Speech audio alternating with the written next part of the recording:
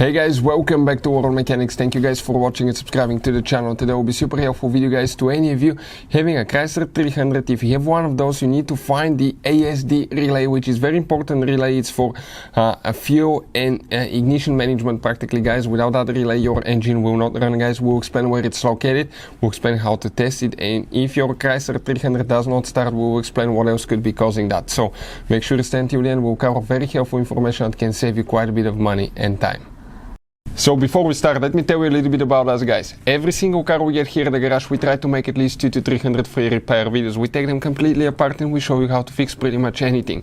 Why we guys do that? Because our mission in the shop is to save you as much money as we can. We will have multiple videos on Chrysler 300. We'll be taking them apart. We'll make videos about almost everything you can think of, including mechanical, electrical. You can check our channels for more information as well. And if you need to guys buy any parts tools for a good price and quick shipping, check out the link in the description of the video below. That's where we get all our tool supplies from. You can save quite a bit of money. You can find all kind of parts, tools, relays, anything will be listed there. So what we have specifically here, guys, 3.6 Chrysler engine. This is the engine, guys. And this is the fuse box that we'll be working on. The ASD relay, in order to get to it, you have one tab here, one there. You squish towards each other, you pull it straight up. Now, the ASD relay, guys, it's very important because, for instance, that's the ignition coils here. Fuel injectors are on the inside of the engine, on the V, in the inside of the V, but it manages the fuel delivery and ignition of the engine. So that relay, we're talking about that relay right here. 1, 2, 3, third relay from right to left, the very first row from top to bottom, from bottom to top. Go ahead, pull it out.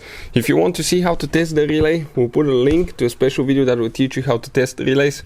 If you want to see where you can buy one from, we'll share the link and you can get one for a really good price, quick shipping, guys. I always try to keep one spare in my glove box because you never know, it could burn down the road and your car may practically die. Now, if your Chrysler 300 still does not start, okay, we will have, guys, a video on the channel why Chrysler 300 does not start.